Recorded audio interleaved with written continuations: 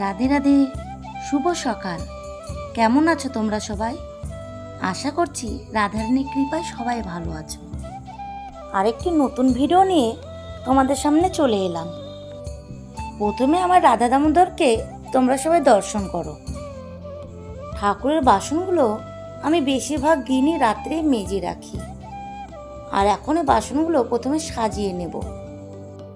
গোবিন্দের নিত্যকর্মগুলো আমরা সবাই প্রতিদিনই করি, আর মানুষের জীবনের শ্রেষ্ঠ কর্ম বলতে গোবিন্দের কর্মকেই বোঝায়। কারণ আমরা কত ভাগ্য ফলে মানব জন্ম পেয়েছি গোবিন্দ সেবা করার জন্য। তাই আমাদের গোবিন্দের এই নিত্য কর্মগুলো অবশ্যই করা প্রয়োজন। আমরা সকলেই কথা বলে থাকি, সংসার অনিত্য আর নিত্য বস্তু একমাত্র গোবিন্দ। কিন্তু আমরা গোবিন্দকে নিত্য বস্তু বলি, কিন্তু গোবিন্দকে কেন নিত্য বস্তু বলা হয় এটাই আমরা অনেকেই জানি না।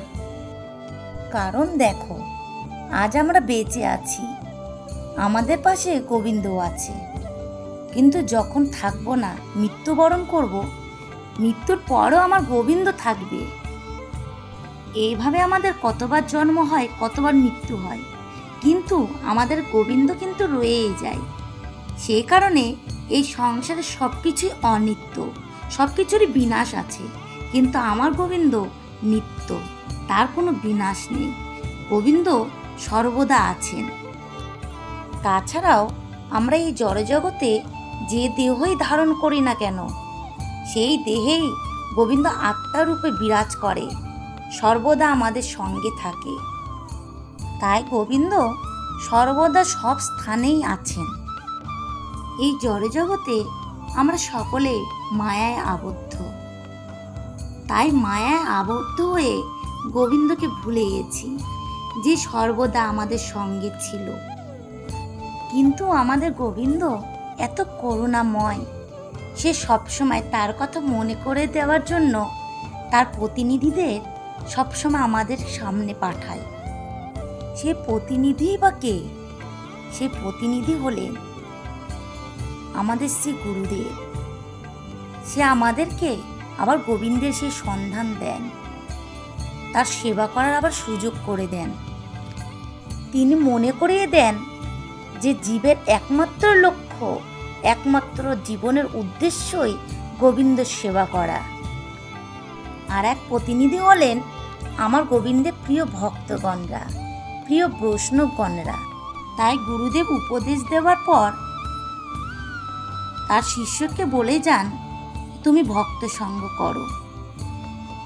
বৈষ্ণব কৃপা ব্যতিরেক কোনো কার্যসিদ্ধি সম্ভব নয়।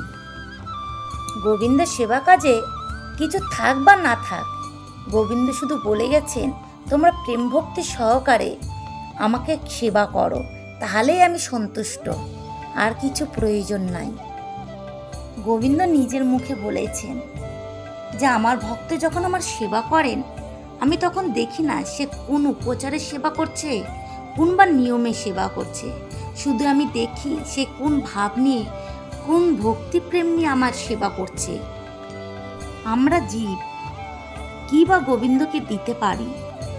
এই জড়জগতে যা কিছুই আছে সব কিছুই তো আমার গোবিন্দের। আমরা যে বৃক্ষ থেকে ফুল তুলে নিয়ে এসে গোবিন্দের সেবা করি, সেই বৃক্ষই তো গোবিন্দই সৃষ্টি করেছেন, সে ফুল তো গোবিন্দই সৃষ্টি করেছে। গোবিন্দের সেই সৃষ্টি দিয়ে আমরা গোবিন্দের সেবা করছি। এমনকি গোবিন্দের চরণে যে তুলসীপত্র অর্পণ করছি, সেটা গোবিন্দেরই সৃষ্টি। গাছে যে ফল হয়, সে ফলটুকু গোবিন্দই সৃষ্টি করেছে। তাহলে আমরা গোবিন্দকে কি দিয়ে সেবা দিব? এই জড়জগতে যা কিছু, সব কিছুই তো আমার গোবিন্দের। গোবিন্দকে দেবার মতন আমাদের কাছে কিছুই নেই, বরং গোবিন্দের কত কৃপাময়, আমাদেরকে পূর্ণ শরীর দিয়েছে। যদি এই শরীরের মধ্যে এই হাড়টুকু না থাকতো, তাহলে কি দিয়ে বা গোবিন্দের সেবা করতাম, কি দিয়ে বা গোবিন্দের শৃঙ্গার করতাম? যদি আমাদের এই চোখ না থাকতো, তাহলে গোবিন্দের রূপ আমরা কিভাবে দর্শন করতাম? আমাদের শরীরের প্রত্যেকটা অঙ্গই কত মূল্যবান, যা গোবিন্দ আমাদেরকে বিনা পয়সায় দিয়েছে। আমার যদি এখনই নিঃশ্বাস নিতে কষ্ট হয়, তাহলে আমি হসপিটালে গেলে আমার থেকে কত কত টাকা নেবে একটু অক্সিজেন দেওয়ার জন্য, কিন্তু ভগবান বিনা পয়সায় এত এত অক্সিজেন দিয়ে যাচ্ছে জীবের জন্য, তার জন্য 1 টাকাও গোবিন্দ নেয় না। তাহলে আমাদের কাছে কি বা আছে গোবিন্দকে দেবার মতন? আমাদের যদি কিছু দেবার মতন গোবিন্দকে দেওয়ার থাকে, তাহলে একমাত্র প্রেম আর ভক্তি। কিন্তু এই প্রেম ভক্তি বা পাবো কোথায়? গোবিন্দের কাছে এক ভক্ত বলছে, প্রভু তুমি আমাকে একটু প্রেম ভক্তি দাও।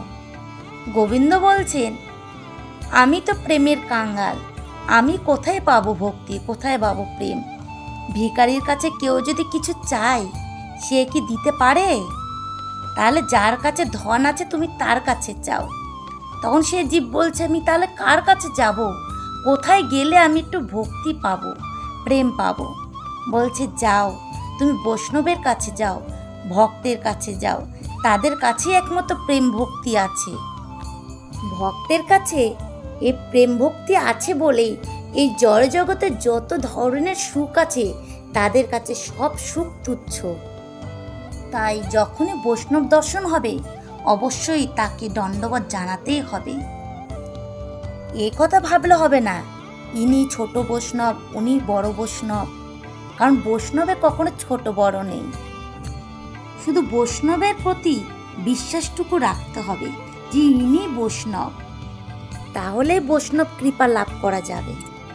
শাস্ত্রে এমন কথা লিখিত আছে যে গঙ্গাতে স্নান করার পর জীব শুদ্ধ হয়, আর বৈষ্ণব দর্শন মাত্রই জীবের হৃদয় থেকে সব ধরনের কলুষতা দূরে চলে যায়। জীব সকল পাপ থেকে মুক্ত হয় এবং পবিত্র হয়। তাই বৈষ্ণবের নিন্দা কখনো করা যাবে না। বৈষ্ণবের চরণে সবসময় নিষ্ঠা ভক্তি রাখতে হবে। তোমাদের সাথে কৃষ্ণ কথা আলোচনা করতে করতে আমার গোবিন্দের পুজো অর্চনা সব হয়ে গেল। এখন আমি আরতি করে গোবিন্দের বাল্য সেবা দিয়ে দেব। আমার ভিডিওগুলো যদি তোমাদের ভালো লাগে, তাহলে অবশ্যই কমেন্ট করো, লাইক করো আর সাবস্ক্রাইব করে দিও। আজকে তাহলে ভিডিওটি আমি এখানেই শেষ করছি। দেখা হবে পরের কোনো ভিডিওর সঙ্গে। তোমরা সবাই ভালো থেকো, আমার পাশে থেকো। রাধে রাধে।